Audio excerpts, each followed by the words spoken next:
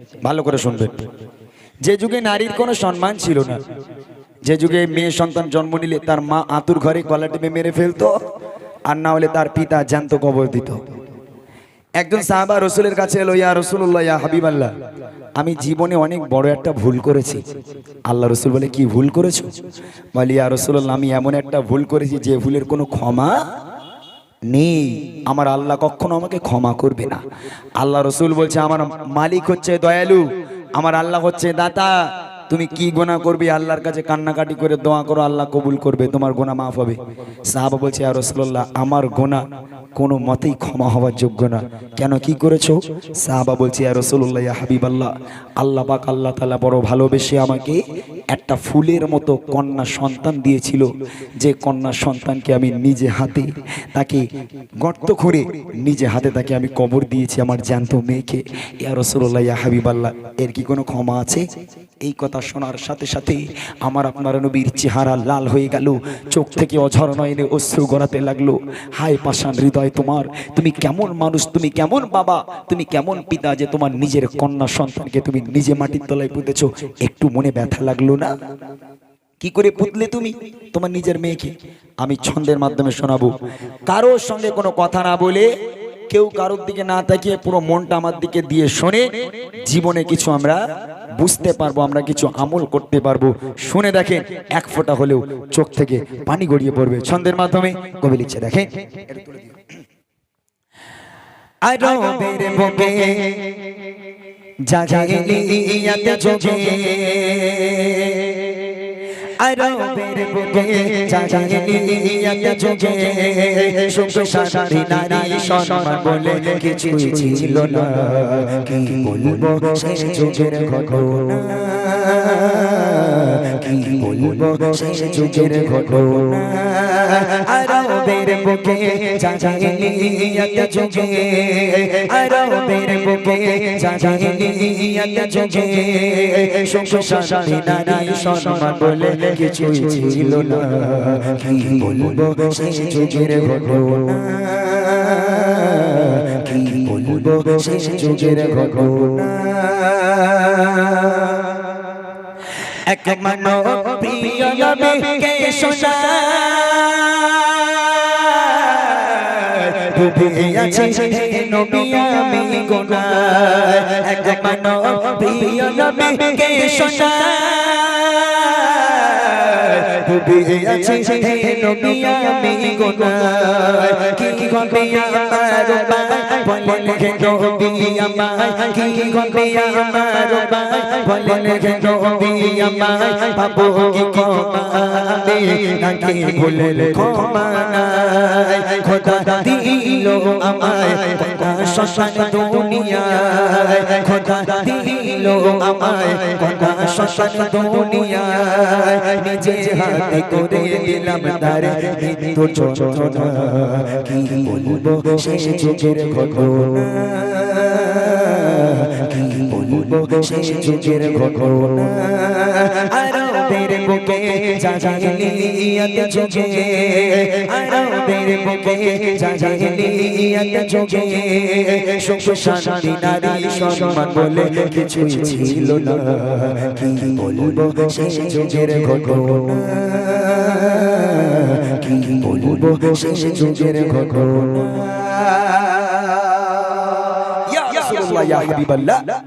আমি বিদেশে কাজে যাব, ভালো করে শুনবেন। আগেকার মানুষেরা বাণিজ্যে যেত, বিদেশে কাজে যেত।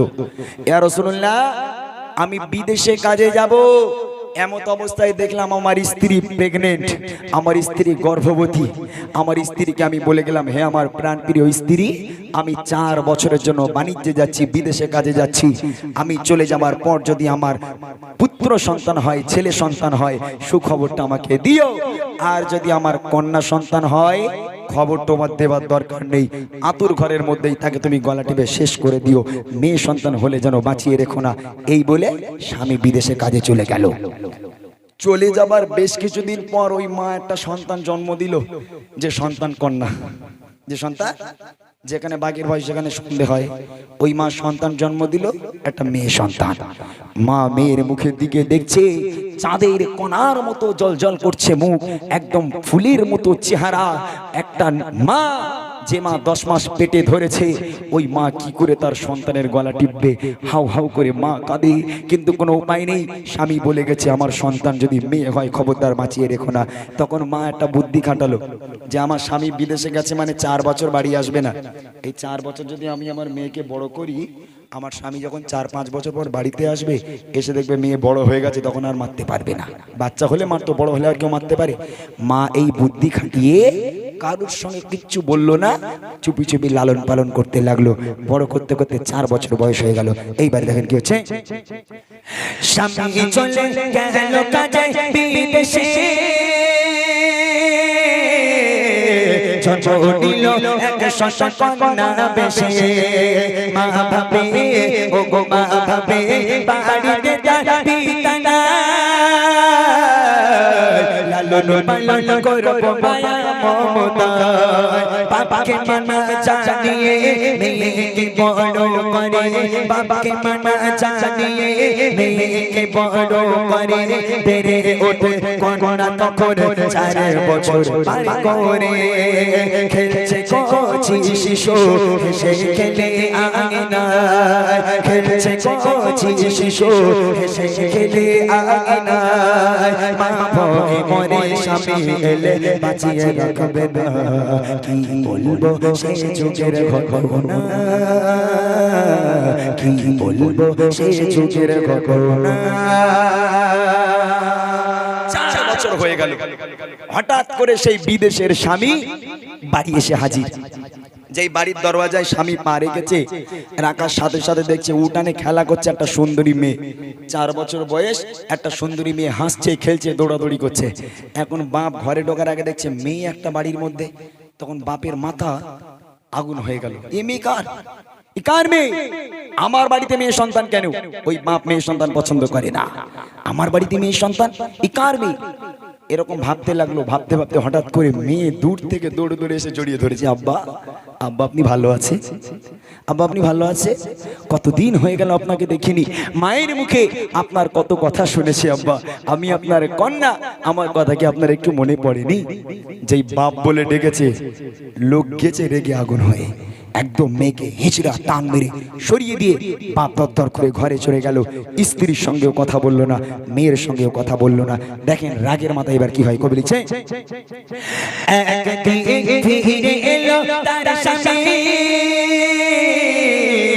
দেখে ফুটো ফুটে কন্যা শ্মশান তার বাড়ি, ভাবে এমএলএ, ভাবে এমএলএ তার বাড়ি থেকে করে। আর সেই মেয়ে ছুটে এসে জড়িয়ে ধরে, বলে আব্বু আমায় দেখো না, আমি যে তোমার সোনা, আব্বু আমায় দেখো না, আমি যে তোমার সোনা।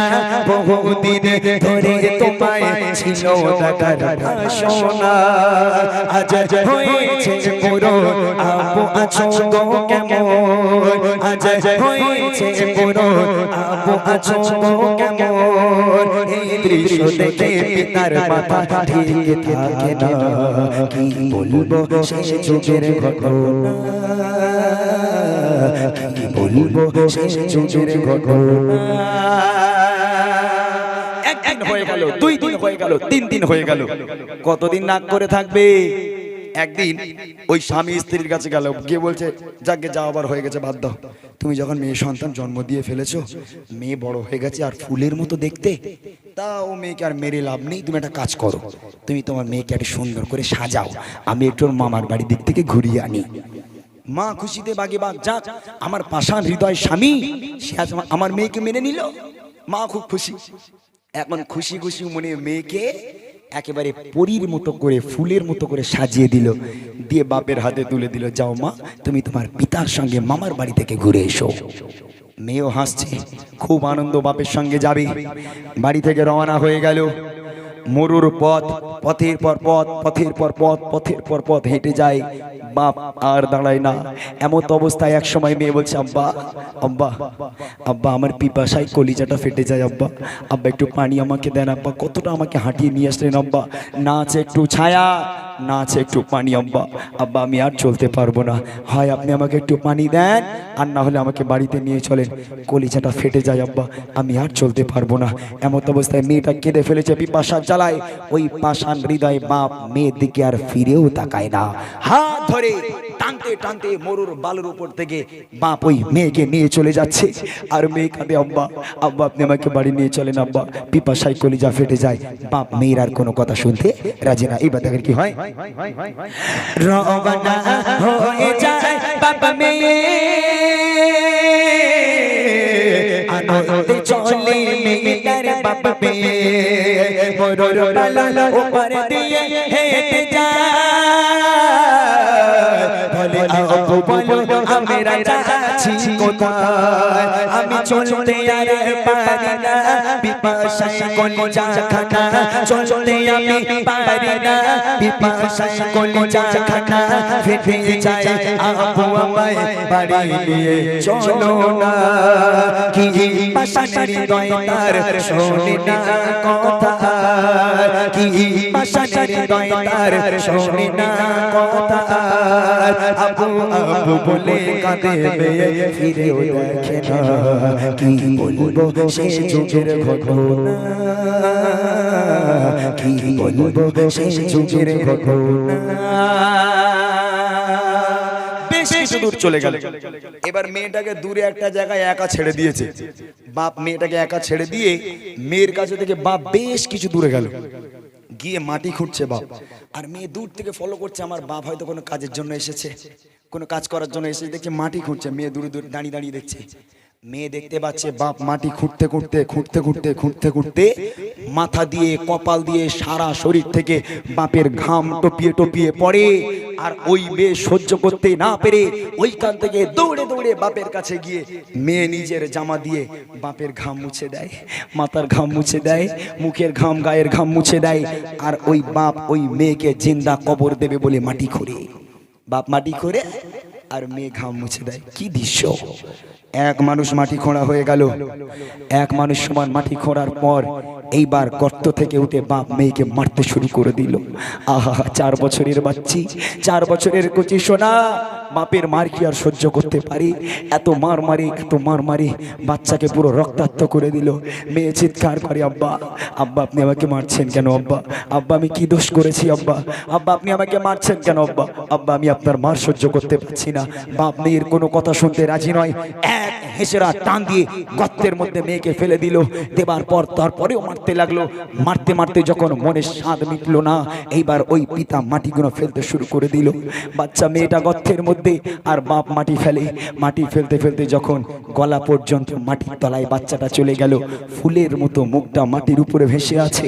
ওই মুখ নিয়ে আব্বা আব্বা বলে কাঁদে, আব্বা আব্বা আপনি আমাকে মারবেন না আব্বা, আপনি যদি না চান আমি কখনো আপনার বাড়িতে যাব না আব্বা, আপনি যদি না চান আমি কখনো আপনাকে আব্বা বলে ডাকবো না, আমি আপনাদের থেকে অনেক দূরে চলে যাব আব্বা, আব্বা আপনি আমাকে ছেড়ে দেন, আব্বা আপনি আমাকে মারবেন না, আমি কখনো আপনাকে আব্বা বলে ডাকবো না, আপনাদের থেকে দূরে চলে যাব।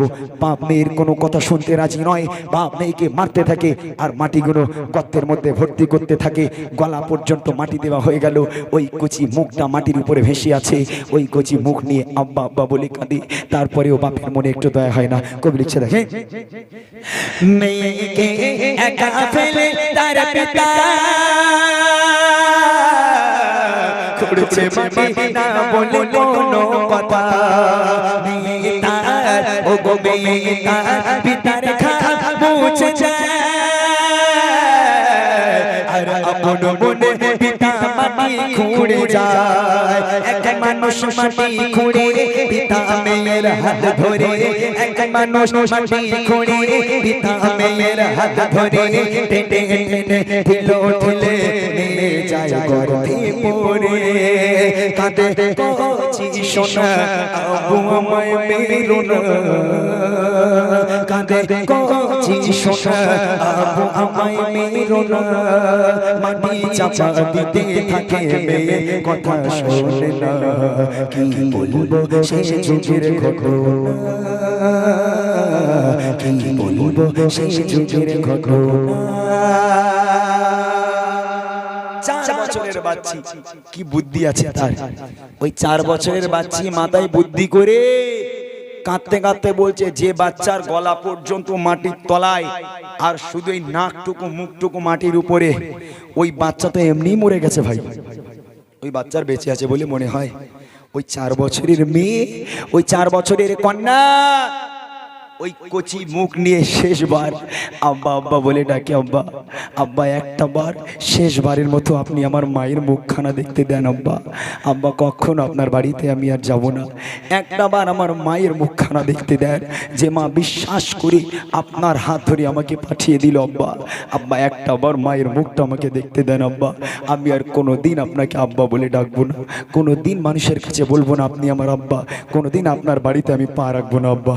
আব্বা আপনি আমাকে ছেড়ে দেন, গর্ত থেকে আমাকে তুলুন আব্বা, আমাকে ছেড়ে দেন, আমি আপনাদের থেকে অনেক দূরে চলে যাব আব্বা, আপনি আমাকে মারবেন না। ওই পাষাণ হৃদয় বাপ মেয়ের তো কোনো কথা শুনতেই রাজি নয়।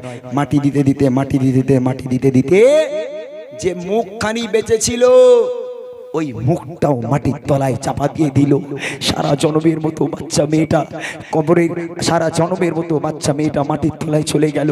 যে মুখ নিয়ে আব্বা আব্বা বলে ডাকছিল, সেই মুখটুকু আর বেঁচে নেই, সেই মুখটুকু মাটির তলায়। চির জনমের মতো ফুলের মতো কন্যা আজকের ইন্তেকাল হয়ে গেল। চির জনমের মতো তার পিতা ওই জ্যান্ত মেয়েকে মাটির তলায় দাফন করে দিল। তাই কবি বলছে, মেয়েকে একা ফেলে তার পিতা করেছে মাটি না বলে কোনো কথা। মেয়ে তার, ও গো মেয়ে তার পিতার ঘা মুছে যায়, আর আপন মনে পিতা মাটি খুঁড়ে যায়। এক মানুষ মাটি খুঁড়ে পিতা মেয়ের হাত ধরে, এক মানুষ মাটি খুঁড়ে পিতা মেয়ের হাত ধরে, টেনে টেনে দিল ঠেলে মেয়ে যায় গর্ভে পড়ে। কাঁদে কচি সোনা আব্বু আমায় মেরো না, কাঁদে কচি সোনা আব্বু আমায় মেরো না। মাটি চাপা দিতে থাকে মেয়ে কথা শোনে না, কি বলবো সেই যুগের ঘটনা, কি বলবো সেই যুগের ঘটনা। আমি আমার মেয়েকে এইভাবে দাফন করেছি, এই গোনা আল্লাহ আমার কখনো মাফ করবে না। আমার নবী এত কান্না কেঁদেছিল, আমার নবীর চোখের পানিতে দাড়ি মোবারক ভিজে, রসুলের জুব্বা মোবারক পুরো একেবারে পানিতে ভিজে গেল। সেই দিন থেকে আমার নবী মেয়েদের সম্মানকে অনেক বাড়িয়ে দিয়েছে, মেয়েদের মর্যাদা আমার নবী নিজে বাড়িয়ে দিয়েছে। এবং নবী পাক বলেছে, যার বাড়িতে কন্যা সন্তান জন্ম নেবে আল্লাহ পাকের রহমত এবং বরকত তার বাড়িতে পরিপূর্ণ হয়ে যাবে। জোরে বলুন না সুবহানাল্লাহ। কত মানুষ আছে, কত শ্বশুর শাশুড়ি আছে, যদি হাসপাতালে বৌমা একটা কন্যা সন্তান জন্ম দেয়, মা ফোন করে দাইদা খবরদার যাবি নে, এমা কান্না কি হয়েছে, বলে তোর মেয়ে হয়েছে, চেয়ে চলুন ছেলে মেয়ে হয়েছে, যাওয়ার দরকার নেই, ও বউর বাপ মা এসে ঠিক করলে এখনই, খবরদার যাসনি। কারণ মেয়ে সন্তান হলে 3 লাখ টাকা চলে যাবে, আর ছেলে হলে তো আসতো। ওই জন্য শাশুড়ি বলে দিচ্ছে খবরদার মেয়ে হয়েছে যাবি নি, জানো ছেড়ে দে, ও মূর্তি দে ওখানে। আল্লাহ রসুল বলছে, তোমার বাড়িতে যদি কন্যা সন্তান জন্ম নেয় আল্লাহর রহমত এবং বরকত তোমার বাড়িতে পরিপূর্ণ হয়ে যাবে। সেই দিন থেকে আমার আপনার নবী মেয়েদের সম্মানকে অনেক বাড়িয়ে দিয়েছে। শেষ কথায় কবি লিখছে, দেখেন, মাটি তলে দেহ মুক্তি পারে করে, কেটে কেটে বলে আপো দাও ছেড়ে, শেষ পার ও গো শেষ পার মা কেটে